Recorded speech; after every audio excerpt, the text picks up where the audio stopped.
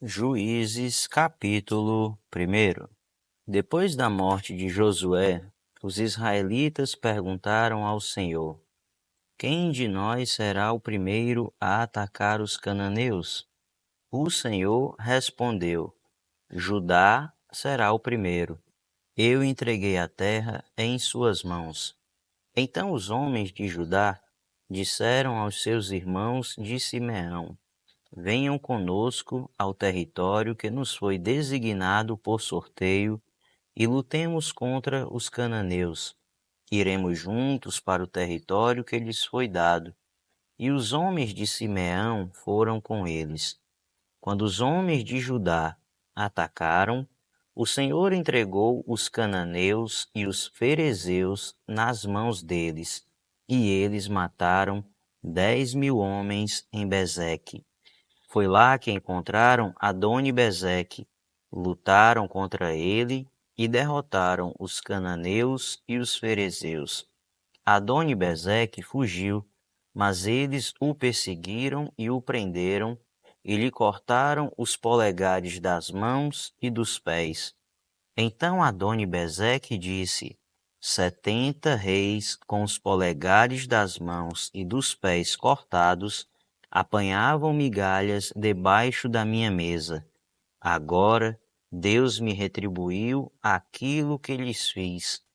Eles o levaram para Jerusalém, onde morreu. Os homens de Judá atacaram também Jerusalém e a conquistaram. Mataram seus habitantes ao fio da espada e a incendiaram. Depois disso, eles desceram para lutar contra os cananeus que viviam na serra, no Neguebe e na Cefelá. Avançaram contra os cananeus que viviam em Hebrom, anteriormente chamada Quiriate-Arba, e derrotaram Sesai, Aimã e Talmai. Dali avançaram contra o povo que morava em Debir, anteriormente chamada Quiriate-Sefer.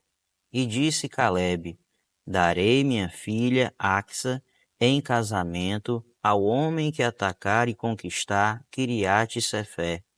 Otoniel, filho de Quenaz, irmão mais novo de Calebe, conquistou a cidade. Por isso Calebe lhe deu sua filha Axa por mulher. Um dia, quando já vivia com Otoniel, ela o persuadiu a pedir um campo ao pai dela. Assim que ela desceu do jumento, Calebe lhe perguntou: O que você quer? Ela respondeu: Dê-me um presente, já que o Senhor me deu terras no Neguebe, dê-me também fontes de água. E Calebe lhe deu as fontes superiores e as inferiores. Os descendentes do sogro de Moisés, o queneu, saíram da cidade das palmeiras com os homens de Judá, que passaram a viver no meio do povo do deserto de Judá, no Neguebe, perto de Arade. Depois os homens de Judá foram com seus irmãos de Simeão e derrotaram os cananeus que viviam em Zefate e destruíram totalmente a cidade. Por essa razão, ela foi chamada Ormá. Os homens de Judá também conquistaram Gaza, Ascalon e Ecrom, com os seus territórios. O Senhor estava com os homens de Judá. Eles ocuparam a Serra Central, mas não conseguiram expulsar os habitantes dos vales, pois estes possuíam carros de guerra feitos de ferro.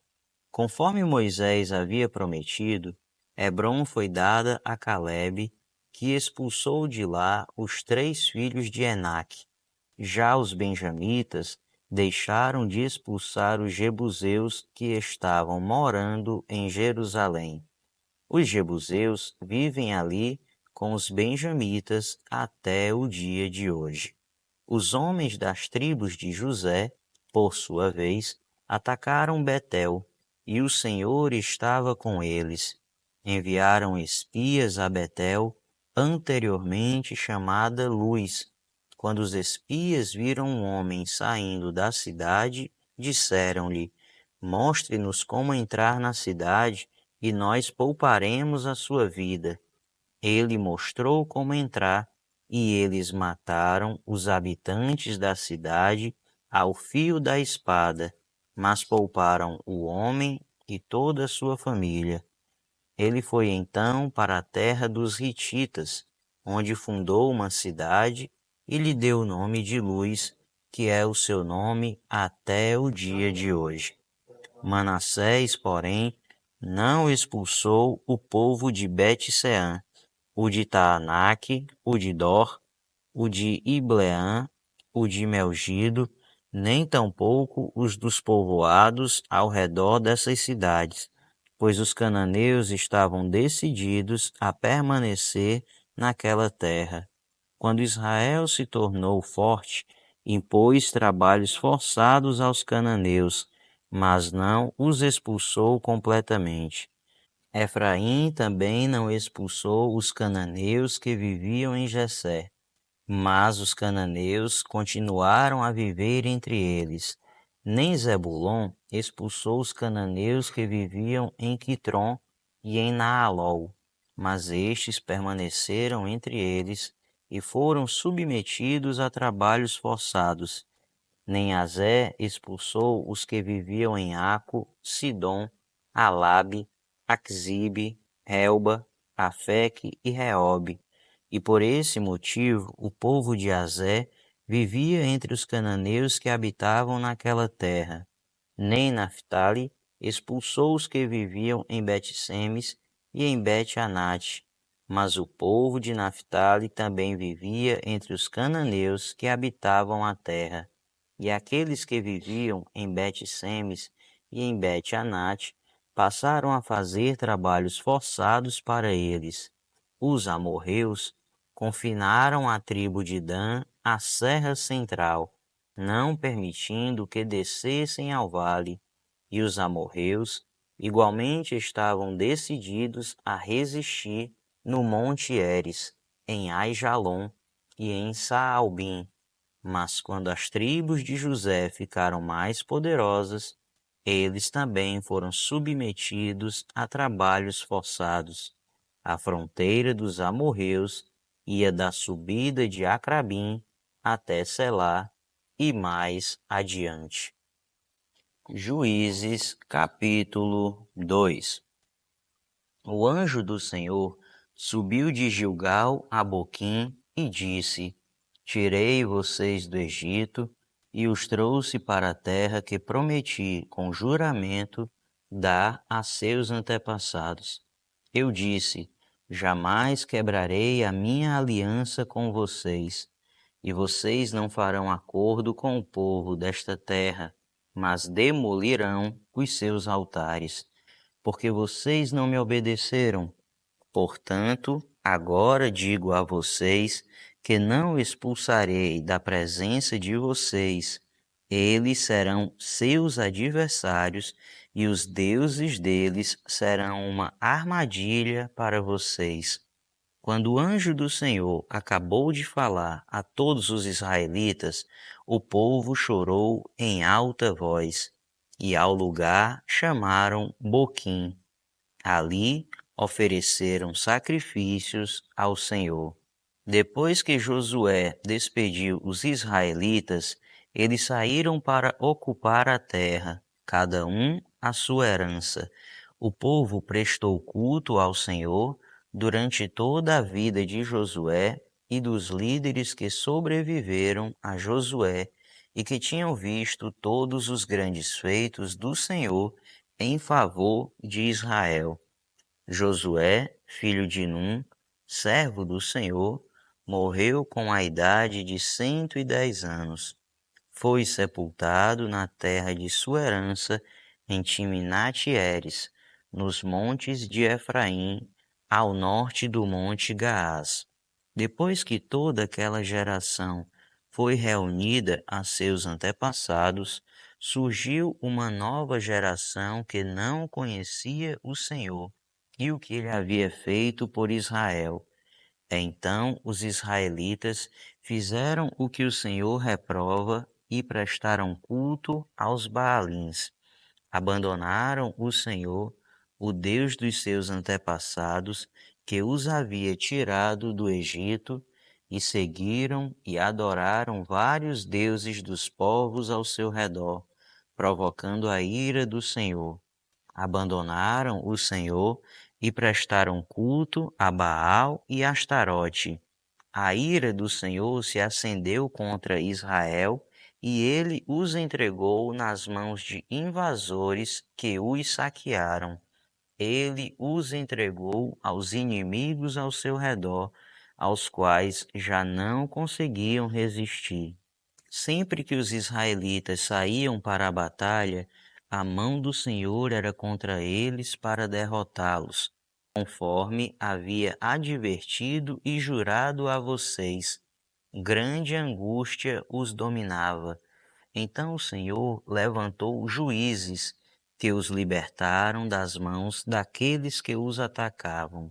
Mesmo assim, eles não quiseram ouvir os juízes. Antes, se prostituíam com outros deuses e os adoraram. Ao contrário dos seus antepassados, logo se desviaram do caminho pelo qual os seus antepassados tinham andado, o caminho da obediência aos mandamentos do Senhor. Sempre que o Senhor lhes levantava um juiz, ele estava com o juiz e os salvava das mãos de seus inimigos enquanto o juiz vivia, pois o Senhor tinha misericórdia por causa dos gemidos deles diante daqueles que os oprimiam e os afligiam. Mas, quando o juiz morria, o povo voltava a caminhos ainda piores do que os caminhos dos seus antepassados, seguindo outros deuses, prestando-lhes culto e adorando-os. Recusavam-se a abandonar suas práticas e seu caminho obstinado. Por isso, a ira do Senhor acendeu-se contra Israel e ele disse: como este povo violou a aliança que fiz com seus antepassados e não tem ouvido a minha voz, não expulsarei de diante dele nenhuma das nações que Josué deixou quando morreu. Eu as usarei para pôr Israel à prova e ver se guardará o caminho do Senhor e se andará nele como o fizeram os seus antepassados. O Senhor havia permitido que essas nações permanecessem, não as expulsou de imediato e não as entregou nas mãos de Josué. Juízes capítulo 3. São estas as nações que o Senhor deixou para pôr à prova todos os israelitas que não tinham visto nenhuma das guerras em Canaã. Fez isso apenas para treinar na guerra os descendentes dos israelitas, pois não tinham tido experiência anterior de combate. Os 5 governantes dos filisteus, todos os cananeus, os sidônios e os heveus que viviam nos montes do Líbano, desde o monte Baal-Hermon até Lebo-Amate. Essas nações foram deixadas para que por elas os israelitas fossem postos à prova, se obedeceriam aos mandamentos que o Senhor dera aos seus antepassados por meio de Moisés.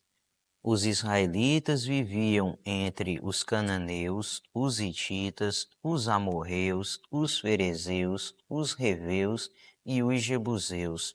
Tomaram as filhas deles em casamento e deram suas filhas aos filhos deles e prestaram culto aos deuses deles. Os israelitas fizeram o que o Senhor reprova, pois se esqueceram do Senhor, o seu Deus, e prestaram culto aos Baalins e a Azerá. Acendeu-se a ira do Senhor de tal forma contra Israel que ele os entregou nas mãos de Cushan-Risataim, rei da Mesopotâmia, por quem os israelitas foram subjugados durante 8 anos. Mas quando clamaram ao Senhor, ele lhes levantou um libertador, Otoniel, filho de Kenaz, o irmão mais novo de Calebe, que os libertou. O Espírito do Senhor veio sobre ele, de modo que liderou Israel e foi à guerra. O Senhor entregou Cushan-Risataim, rei da Mesopotâmia, nas mãos de Otoniel, que prevaleceu contra ele, e a terra teve paz durante 40 anos, até a morte de Otoniel, filho de Kenaz. Mais uma vez, os israelitas fizeram o que o Senhor reprova, e por isso o Senhor deu a Eglon, rei de Moabe, poder sobre Israel, conseguindo uma aliança com os amonitas e com os amalequitas. Eglon veio e derrotou Israel e conquistou a cidade das palmeiras. Os israelitas ficaram sob o domínio de Eglon, rei de Moabe, durante 18 anos. Novamente, os israelitas clamaram ao Senhor, que lhes deu um libertador chamado Eude, homem canhoto, filho do benjamita Gera. Os israelitas o enviaram com o pagamento de tributos a Eglon, rei de Moabe. Eude havia feito uma espada de 2 gumes, de 45 centímetros de comprimento, e a tinha amarrado na coxa direita, debaixo da roupa. Ele entregou o tributo a Eglon, rei de Moabe, homem muito gordo. Em seguida, Eude mandou embora os carregadores. Junto aos ídolos que estão perto de Gilgal, ele voltou e disse: Tenho uma mensagem secreta para ti, ó rei. O rei respondeu, calado, e todos os seus auxiliares saíram de sua presença. Eude aproximou-se do rei, que estava sentado sozinho na sala superior do palácio de verão, e repetiu: Tenho uma mensagem de Deus para ti. Quando o rei se levantou do trono, Eude estendeu a mão esquerda, apanhou a espada de sua coxa direita, cravou na barriga do rei. Até o cabo penetrou com a lâmina, e como não tirou a espada, a gordura se fechou sobre ela. Então Eude saiu para o pórtico, depois de fechar e trancar as portas da sala atrás de si. Depois que ele saiu, vieram os servos e encontraram trancadas as portas da sala superior e disseram: Ele deve estar fazendo suas necessidades em seu cômodo privado. Cansaram-se de esperar e, como ele não abria a porta da sala, pegaram a chave e a abriram. E lá estava o seu senhor, caído no chão, morto. Enquanto esperavam, Eude escapou, passou pelos ídolos e fugiu para Seirá. Quando chegou, tocou a trombeta nos montes de Efraim, e os israelitas desceram dos montes com ele à sua frente. Sigam-me, ordenou, pois o Senhor entregou Moabe, o inimigo de vocês, em suas mãos. Eles o seguiram, tomaram posse do lugar de passagem do Jordão, que levava a Moabe, e não deixaram ninguém atravessar o rio. Naquela ocasião, mataram cerca de 10.000 moabitas, todos eles fortes e vigorosos. Nenhum só homem escapou. Naquele dia, Moabe foi subjugado por Israel, e a terra teve paz durante 80 anos. Depois de Eude, veio Sangar, filho de Anate, que matou 600 filisteus com uma aguilhada de bois. Ele também libertou Israel.